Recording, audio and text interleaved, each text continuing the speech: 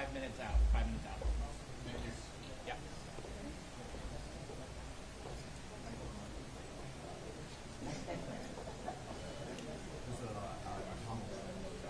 Oh yeah, 100%. Trying to get the World Series on, I can't find it. I gotta upgrade that.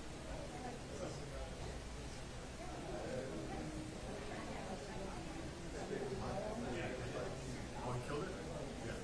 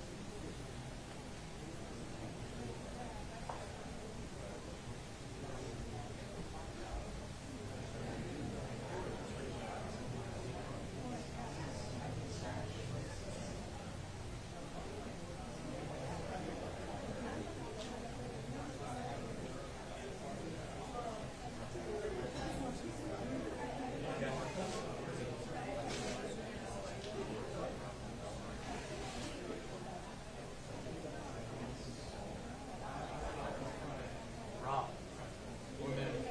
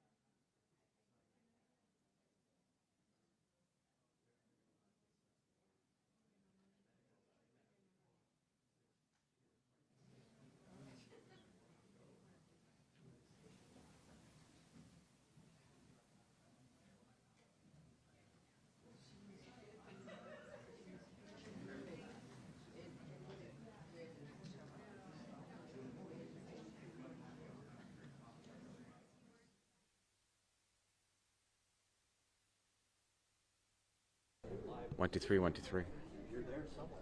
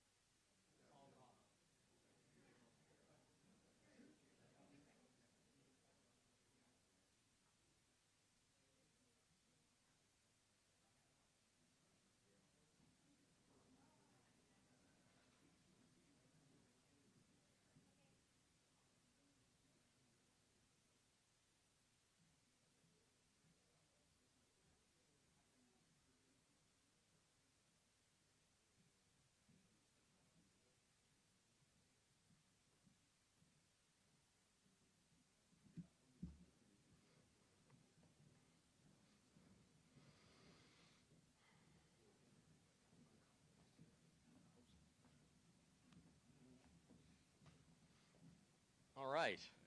Good morning, Governor. Thank you for being here, visiting our offices here at Accenture, and thank you, guests. It's really an honor and a privilege to have you here in downtown Los Angeles. I'll be brief. I just want to start by saying 50% of all venture capital in the United States flows through California. Half of the world's 20 largest companies, California. There's a reason for that. From advanced technology to bio,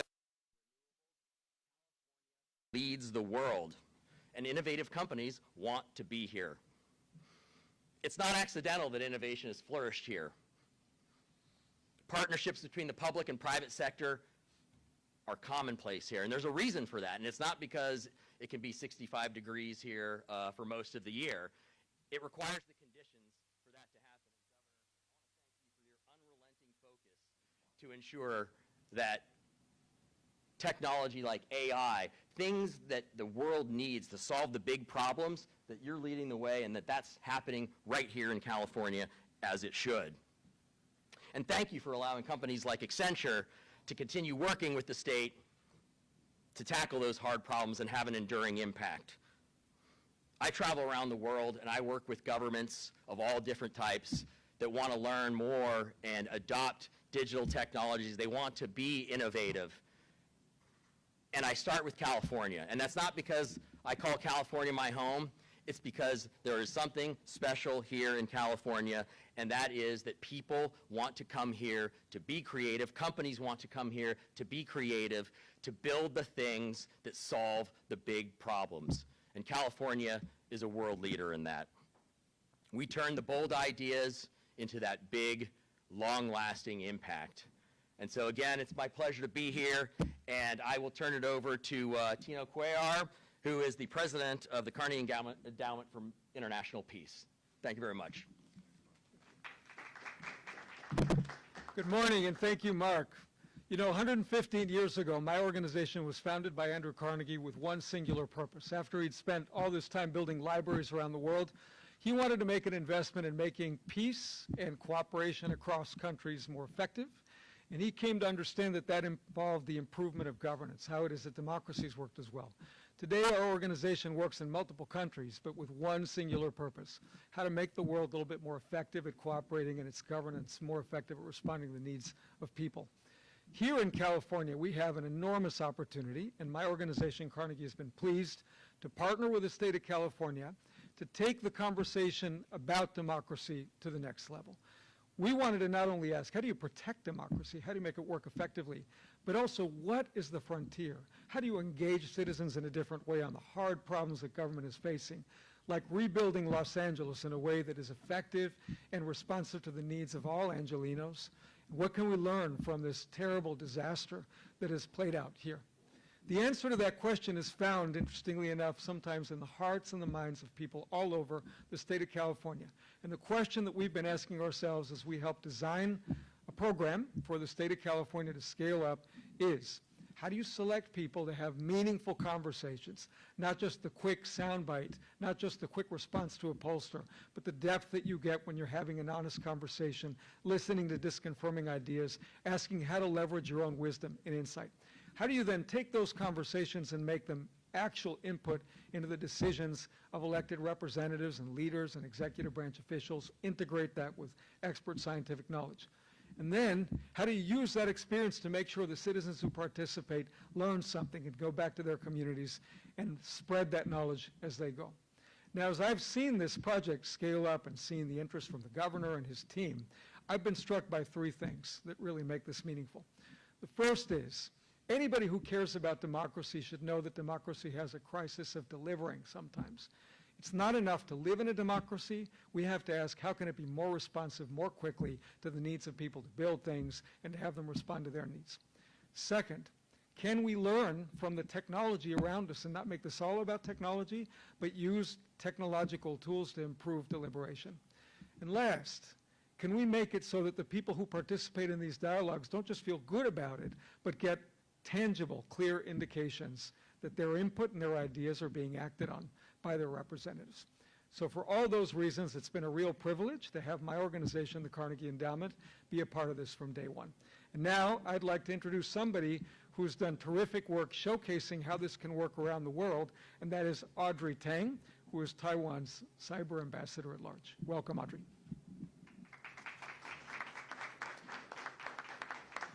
Thank you. I'm Audrey Tang, Taiwan's first digital minister and now cyber ambassador.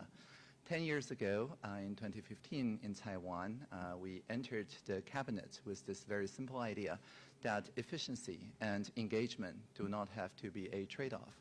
Through participation, we can actually make government much more efficient. And in the short span of the first 6 years, since I went into the cabinet as a full minister in charge of digital participation, the approval rate increased from 9% to over 70%. We shortened the tax filing from hours to minutes, and we overcame the pandemic without a single day of citywide lockdown. And all this is not my idea or really anyone's idea, but rather ideas from the Taiwanese population. And I'm really, really happy to see that over the past 2 years, the team here in California took that idea and amplified it with generative AI. Because Gen AI, for the first time, can accurately summarize people's common ideas and discover the uncommon ground despite polarization. And for the first time, generative AI can help closing the loop by going back to the actual statements proposed by a citizen saying, now the government is doing this because of these words you said and resonated with. So I'm very happy to keep helping the state of California and also building what we call pro-social media, not the anti-social corner of social media, but social media that really give the voice, choice, and a stake to everyone involved. Thank you, and I'd like to introduce the State Transportation Secretary, Secretary Omishakin. Good morning, everybody. Tokes Omishakin, Transportation Secretary, part of Governor Gavin Newsom's cabinet team. So here to share a little bit of the perspective from transportation on this topic we're here today to talk about. Not only the efficiency of government, but how government can become more effective, and also how government can engage better. Two things I want to briefly talk about. Number one, what we've been doing in the past, and then the sort of renaissance, the takeoff that we've also seen in the last 18 months since Governor Newsom signed an executive order on generative AI. First of all, some of the things we've been doing in the past, before this responsibility, I was the Caltrans director. And I know for a fact that every major project that you start at Caltrans takes anywhere from 12 to 14 years to get from start to completion. From start to completion, 12 to 14 years, meaning if a child is in kindergarten today and we start a project today, that child will be in college before that project is done, any major project. So the governor challenged us as a part of SB1 many years ago to continue to identify ways to find efficiencies in how we do our work. As a part of SB1 also, there was a $100 million efficiency savings requirement. In that requirement, every single year, we've exceeded that $100 million requirement, many years doubling, and in some cases tripling the efficiencies that we've, and savings that we found to get projects out to our taxpayers more quickly. So delivering projects more efficiently and effectively from Caltrans has been a priority. Number two, as far as some of the things that we've done in the past, the DMV has been a shining star, an example. Steve Gordon, the director there, has really been focused on identifying ways to deliver better service to customers. Any customer that walked into a DMV 6 years ago compared to walking into a DMV today, it will tell you it's a completely different experience. Those wait times significantly shorter. Part of the reason why is because we've moved so many things into a digital platform. 6 years ago, there were only roughly half a dozen, or a dozen actually, a dozen transactions that you could do online, only 12. Today, there are 50 transactions that you can start online at the DMV and complete. More than 40% of vehicle registrations also happen online today. Those are significant jumps from 5 or 6 years ago at the DMV. So a lot of advancement and a lot of improvement. One more example from the DMV, we were just talking about it with the governor, is the mobile driver's license. We now have 1.4 million people in California who have their driver's license in a mobile format. 600,000 are with Google, another 112,000 are with Samsung, and then another 600,000 roughly with the DMV wallet. So a lot of advancements and improvement and effectiveness in delivering services both at Caltrans and at the DMV.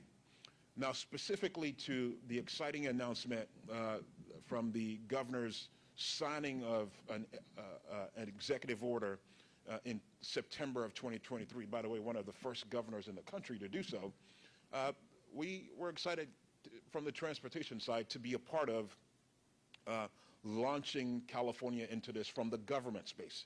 The two projects that we're going to take on, number one, traffic management is number one. Number two, vulnerable users of the transportation system. From a traffic management standpoint, California has more super commuters than any other state in the country. More than 300,000 people in our state travel 90 minutes in one direction. So you're talking about 3 hours a day people spending in traffic. So we want to use generative AI to identify the bottlenecks and solutions to be able to address those bottlenecks along our transportation system throughout the state. And I can't think of a better tool to support what staff, our engineering and traffic staff already do. Sometimes what takes months to do, it could take 2 or 3 months to identify solutions sometimes. 2 to 3 months will turn into 2 to 3 days of work once we start to use the generative AI tools to help us identify the problems more uniquely and come up with solutions to address those traffic congestion points. And finally, the vulnerable users of our transportation system, people who are walking and biking in California. I'll tell you, a lot of people don't know this fact, but nearly 10 people a day die using the transportation system in our state. Nearly 30% of them are vulnerable users. So nearly 3 in 10 a day is somebody either walking or biking. So this is a critical issue for us to address on our transportation system. Our numbers can only be compared with Texas, by the way. They're the only other state that has a number that's above 4,000 as far as traffic fatalities. So it's an important issue. I was excited when the governor said he wanted transportation to be part of the initial outbreak to launch this using generative AI. And I'm looking forward to the tools that we will be able to come up with and solutions we'll be able to identify to address traffic fatalities in the state and specifically the vulnerable users of our transportation system in California. So again, thank you everybody for being here. Look forward to any questions that may come later. But next, I want to introduce a new colleague that the governor has recently appointed, Secretary of GovOps, Nick Maduros. Nick? Secretary. Thank you, everybody, for being here, and thank you for having me. As Secretary Omashakin mentioned, I'm Nick Maduros. I'm the Secretary of Government Operations. Our agency's mission is to focus always on ways we can improve our service to Californians, to make government work better. That's our charge from the governor. And under Governor Newsom's leadership, the state has become a leader in using the latest technology to improve government service. GovOps, which includes the California Department of Technology as well as the Office of Data and Innovation, another creation of Governor Newsom, has been helping state employees to harness the latest tools so that they can work more efficiently and effectively on behalf of Californians. As Secretary Omashakin mentioned, since the governor issued his generative AI executive order in 2023, the state has run under the leadership of GovOps 8 proofs of concept across government to experiment with the use of Gen AI to see if we can harness this technology to improve government service. One of those involved my prior department, the California Department of Tax and Fee Administration, which administers 42 different tax and fee programs on behalf of the state of California. As you can imagine, it's complicated to know about one tax program, as all of you who just filed your tax returns can probably appreciate. It's very complicated to know about 42 tax and fee programs. And so what Gen AI, the tool that was developed, what Gen AI allowed our call center operators to do is to leverage the tool so that they could more quickly and more effectively answer taxpayer questions as they called in. It would listen along to the call in a secure environment and immediately search through thousands and thousands of pages of California tax law to suggest answers to the operators. It's especially helpful for those call center operators who are newer in their jobs. And using this next generation assistant cuts down on call time, allows for the call center operators to more easily take notes, which immediately go into the taxpayer's files so that we can, next time they call, if they have to call again, it will bring up their prior conversation, and allows us to leverage the team members that we have and keep others who may be doing collections or audits, keep them doing their regular work instead of getting on the phones. And we're taking the lessons that we learned and we can use those across the state's call centers. GovOps is also, through the California Department of Technology, working on developing the first in the nation state digital assistants with the state's highest managed highest security managed cloud environment. No state data leaves the state's secure environment, and the pilot's onboarding currently 8 state departments to test how Gen AI can be used as a productivity tool to summarize and analyze state data. Rather, in the proofs of concept, we had very specific tools that we were testing out. In this next phase, we're now getting general tools and giving them to state employees and letting them discover how they can best use those tools to improve taxpayer or service to Californians. Anyway, with that, Governor Newsom knows that improving government efficiency isn't only about technology, but he also knows that it's very difficult to meet the expectations of today's Californians with technology that may be 10 or 20 years old. So we're giving our team the tools they need to deliver to Californians the services that they need. And with that, let me introduce a man who needs no introduction, our Governor, Gavin Newsom. Thank you. Thanks, Nick. Thank you, Mark. Thank you for having us here. We appreciate it, and all the. I appreciate. I don't know if you're working back there or this is part of the job, but thank you to the Accenture employees that are here in the background, and thank you for your engagement, and thank you for being part of this. We're announcing a new partnership with you and partnership with a number of other employers and Gen AI leaders in this state, but I'm very grateful and humbled by the opportunity to be here with you. I want to thank Audrey in particular. For those of you who don't know, Audrey is a big deal.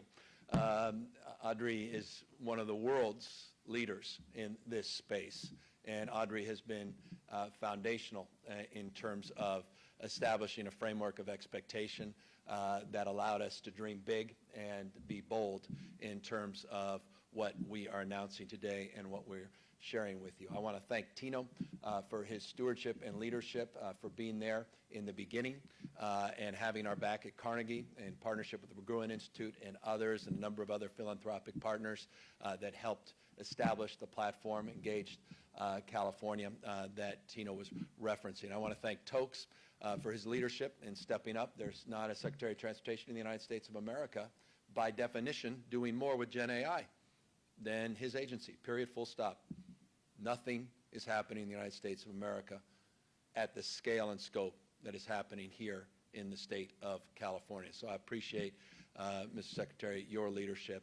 And as Nick laid out, his leadership in his former role at the Department of Tax and Fee Administration, and now running government operations, and now responsible for a larger portfolio of agencies and department heads. I'd be remiss, and I'll get to my comments, but I want to also just acknowledge Amy Tong, who has been our principal leader she's brought fans with her on all of this, and it is stitching together all of these pieces. And I say stitching together because, candidly, this is hard to communicate for many of us. It's hard to disseminate for the media, and it's hard to distill the essence for the public. I could have easily come in here with sunglasses and,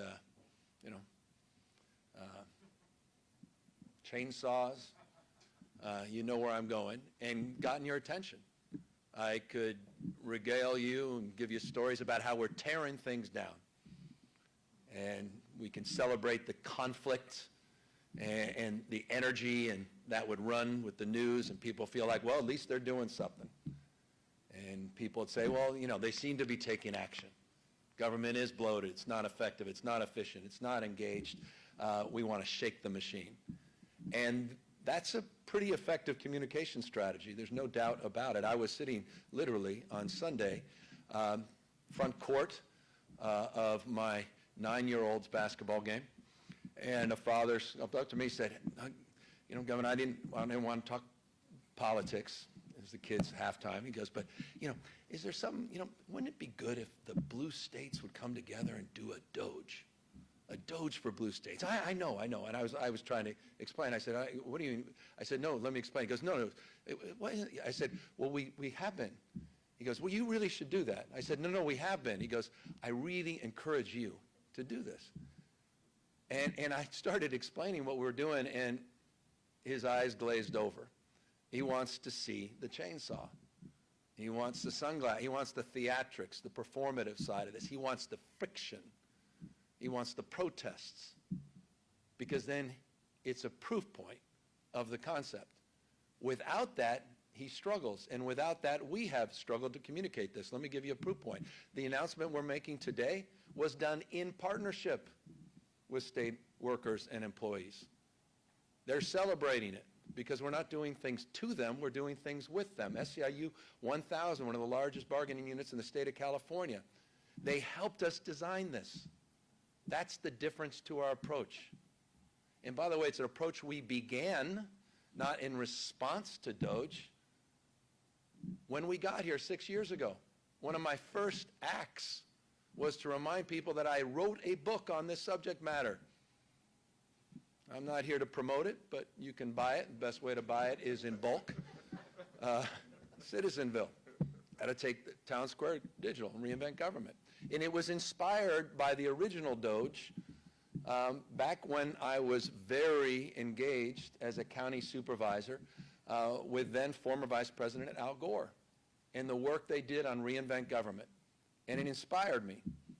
I remember Al Gore working with me as a candidate, and we did something called Great Cities, Great Ideas, and it was really about taking best practices. And we did a white paper on this.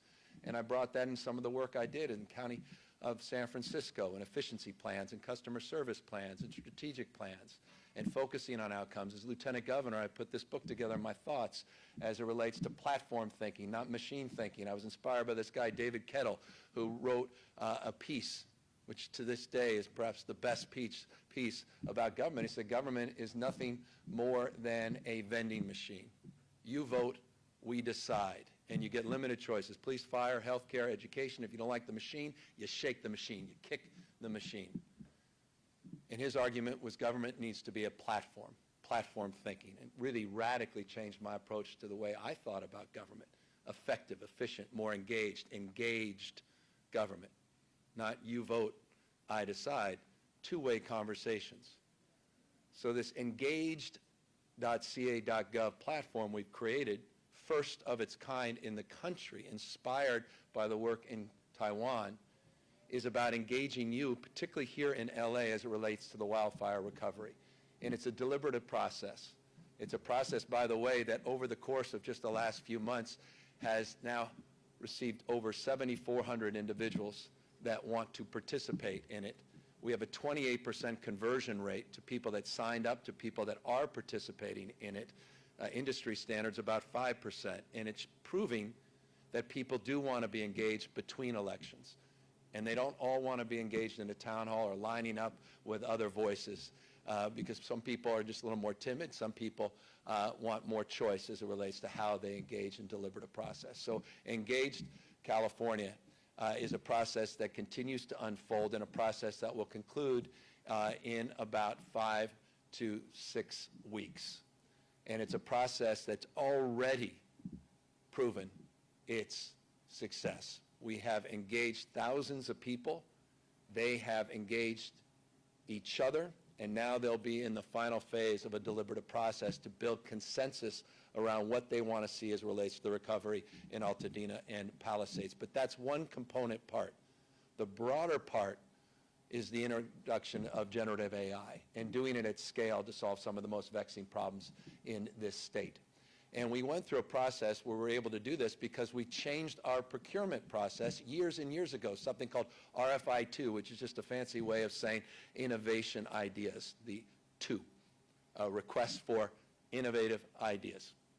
And it's a sandbox. Rather than going through a long process, as Tokes was describing, that takes years and years and years, an RFI, RFQ, RFP, request for proposals, lobbyists getting involved, and people, frankly, protecting incumbency, we created a sandbox to iterate, and people are able to iterate in real time. That's what led to nation-leading technology in firefighting, and we announced all that a couple days ago. People always say, well, you need to do more in technology in firefighting. Well, people travel the world to see California's leadership as it relates to the introduction of artificial intelligence and what we're doing as it relates to real-time monitoring and predictive analysis through TechnoSilva and other partners that we have in the space. So we're taking that same mindset in the RFI2 frame into the Gen AI space. Yes, aided by another executive order, but now it's happening.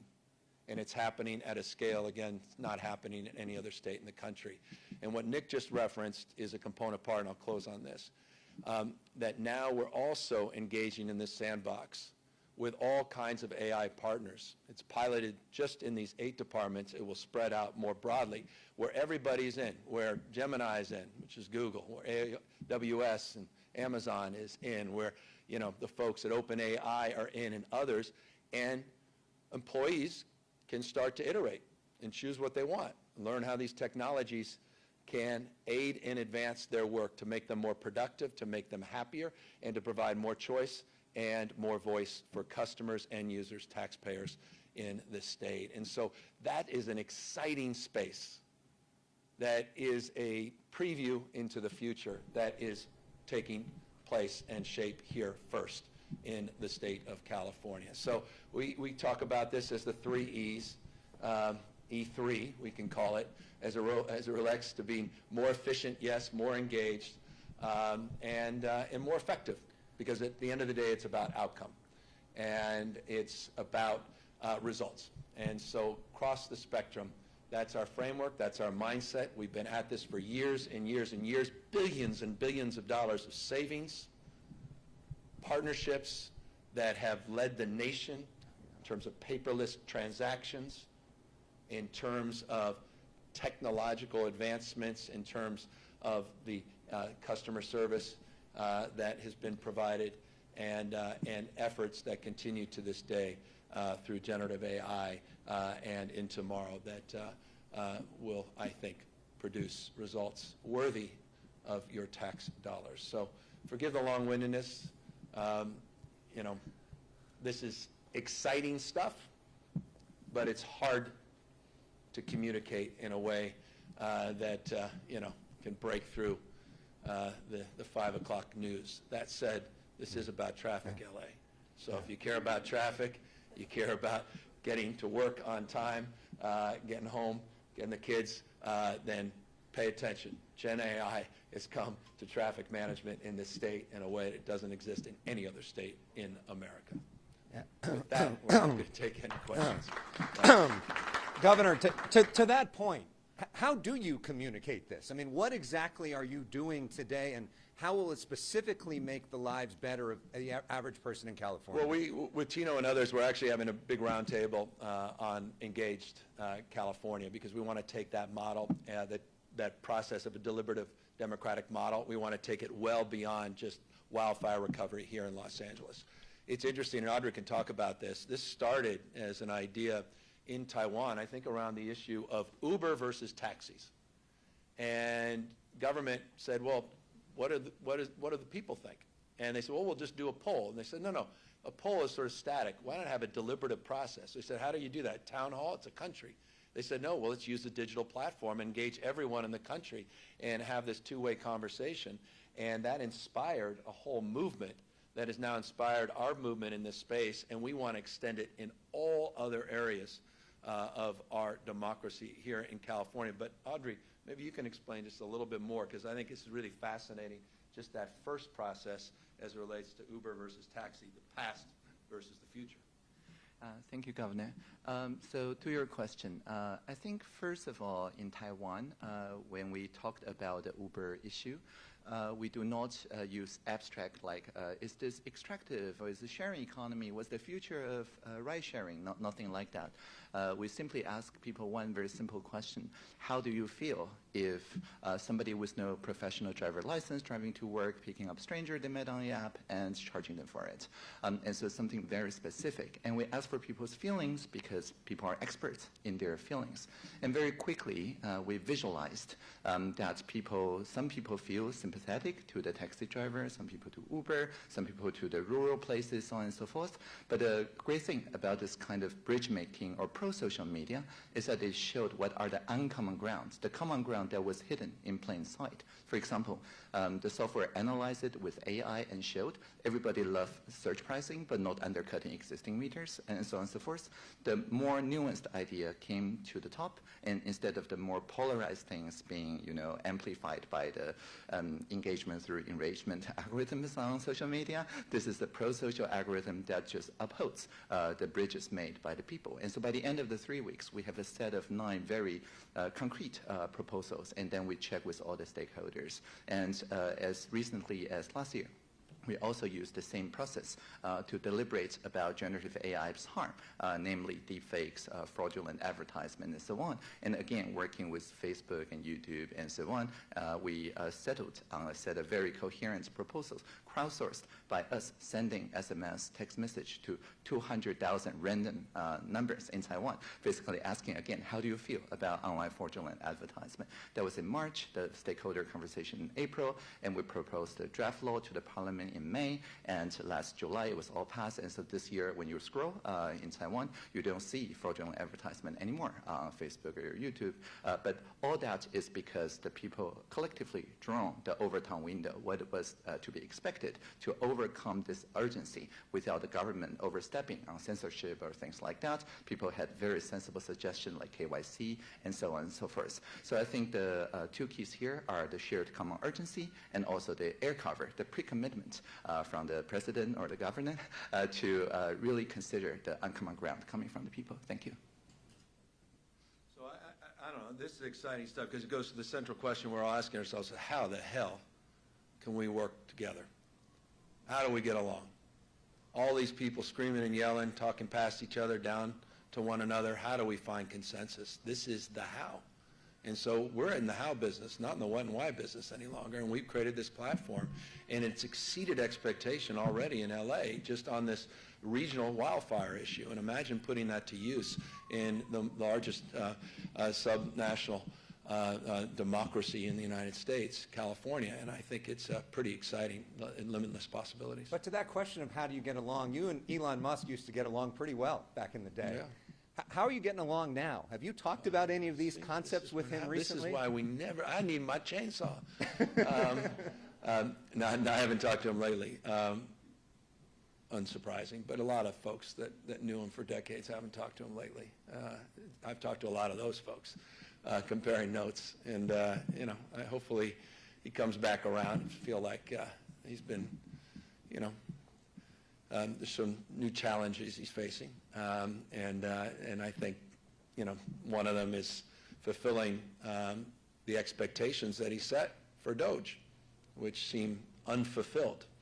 They haven't come close to the savings they've asserted, and even the savings they have asserted, when you stress test it, shows holes. So I think it's been very damaging, including, by the way, the fact that Doge cut $400 million from AmeriCorps.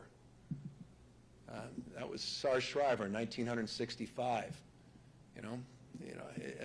The best of people coming together across their differences for shared experiences in service to our nation. That was a baton that was passed from Republican administrations, Democratic administrations, just eliminated, wiped out $400 million while we're advancing our 16th lawsuit against the administration. If that's his legacy, it's tarnishing the legacy that he should otherwise be proud of, creating one of the world's great automobile companies and rocket companies. you reference Elon Musk and Doge. A lot of people are going to see this and think about Doge. How will this compare? I know. We're Doge, but better. And we've been Doge, but better for literally 6 years.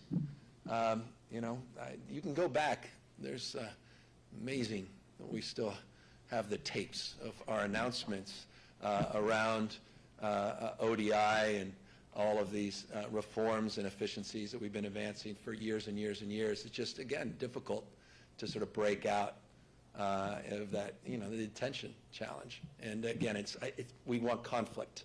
We want friction. And this is why I'm really proud of this. We haven't provided that because we've been doing it with people, not to people. So. Governor, your reaction regarding President Trump's executive order yesterday against sanctuary cities and states, are you concerned about that? Yeah, I mean, I don't know why he needed to do his own analysis. It's well described, the number of sanctuary municipalities, jurisdictions, states across this country that have existed for decades and decades, generation. But obviously we're concerned. What does he mean to do with this executive order? Identifying sanctuary status hardly is novel, is the point. So it's what's his intention behind it? We know there was an effort. San Francisco led the effort to push back with other cities to begin the process of starting to defund sanctuary jurisdictions, but well established. I've got one of the world's leading minds when it comes to courts, His Honor himself, but the Ninth Circuit adjudicated upholding California's sanctuary status a number of years ago, and that same judge used that frame, that appellate decision, federal court decision, to allow an injunction to be filed on behalf of San Francisco and these other cities as it relates to Trump's latest efforts. So we'll see what the intent is ultimately, but we're not naive, and we remain vigilant. Do you have an idea of how much funding would be at risk for the state? California's sanctuary status is legal, period, full stop. We apply rigor to aligning ourselves with federal law. And again, that was stress tested independently by the federal courts, and they upheld our point of view and our sanctuary status. So I think we are in good sound footing. That said, it's a very hyper political environment, and he's trying to score political points. But our job is to remind communities of their rights, to remind our diverse communities that we have their back. And I'm here to remind you that the reason I called for this special session in the state legislature was to do just that. And we appropriated resources. That's why we've been able to file 16 lawsuits without supplementals to the Department of Justice. And also remind you that a component part of that was millions and millions of dollars for legal defense for our diverse communities, money that just, by the way, notices of funding availability that went out last week specifically because of the special session, and to continue to do more in terms of our protecting our diverse communities, and again, doing what we can to assert ourselves as only California can, as the largest state in our union, and push back aggressively. Governor, it's the president's 100th day. I know you've spent a lot of time thinking about, especially with the podcast, having conversations about how effectively to work with them and how effectively to push back. And I'm curious, what have been the big things you've learned from some of those conversations in terms of where to go on that front? Well, look, I'm not naive. You know, we're here in L.A. We have a lot at stake here in terms of federal support.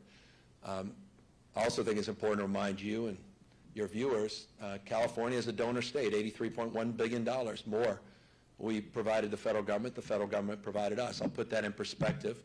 Texas received $71.1 billion more than they provided the federal government. I'll repeat that. $83 million the taxpayers of California gave the federal government. The federal government gave $71 million more to the folks in Texas. We punch way above our weight. It was Mark's opening statement. And so we feel we've done a lot, and we feel the people of Southern California deserve that support in return at a time of emergency. So our approach remains steady, after 100 days. Open hand, not a closed fist when it comes to these areas that are non-political. For me, when it comes to emergency preparedness, emergency management, emergency response and recovery, that's not political, it's non-negotiable, and you saw that approach as it relates to Trump and COVID in relationship to the 2 years I served as governor under his first administration. As it relates to our values and the question that was just asked around diverse communities and attacking vulnerable communities, we'll stand tall, we'll stand firm. Going after things we hold dear across the spectrum of issues, from environmental stewardship to areas around service and the contributions of our diverse communities, we will assert ourselves, and we'll do it boldly and firmly. And so that's the approach. We're trying not to be performative. We're trying not to extend sort of virtue signals. When something is critical and important, we'll assert ourselves. Otherwise, we try to sort of avoid moving in too many distracted directions. Last question. Governor, you mentioned the wildfire relief. Are you satisfied with the federal response, and are you worried about the future response? Well, I'm not only satisfied, I've been inspired by the partnership with the U.S. Army Corps of Engineers, by the federal EPA. We were able to move more quickly with phase 1 of the hazardous debris removal than any jurisdiction in decades, and we're on pace to do the same as it relates to the main debris removal, getting that done in a number of months, which would be historic and unprecedented. So at the moment, I'm extraordinarily satisfied by that partnership. There's been no politics to date in this space, and you've got to call balls and strikes. And I want to also just make this point. I spent 90 minutes with the president in the Oval Office. And I don't think this, I know this. He put the EPA administrator on a speakerphone, surprised him, got him at the airport, and said he was here with the governor of California, and he wanted to know the president right then and there. He was going to do everything in his power to get things done for the state. That the president, long-winded point, the president himself has been directly engaged and supportive of the recovery efforts to date. And that's remarkable, and that's important. The people of the state know. Going forward, as it relates to the supplemental and making sure that we're made whole, we look forward to continuing to dialogue with the administration, and we're hopeful that past is prologue. Are there any lessons to be learned from Elon Musk's theatrics? I mean, in terms of communicating, is there anything to think about in terms of... I think we joke about the theatrics of a uniform or something, but I think the most difficult thing is when you're tearing something down, it's easy to get attention. The easiest thing in the world is tear something down. I could do all that in 10 days. I don't even need 100 days to tear everything down. It took decades and decades to build up. Building things is hard. You know, starting from scratch, improving things, reforming things. That's what we're promoting. Efficiency, engagement, better outcomes and results. That's real work. And so I think my reflection is that's unfortunate, because the amount of outsized attention that's gotten versus the attention builders are getting and people are trying to build bridges and bring people together is disproportionate. There's an asymmetry there, and that's a broader societal conversation, and candidly, that's what engage.ca.gov hopes to address. A new deliberative platform to provide consensus, more voice, more choice, and trust the coin of the realm. Thank you guys very, very much. Thank you, Governor. Thanks.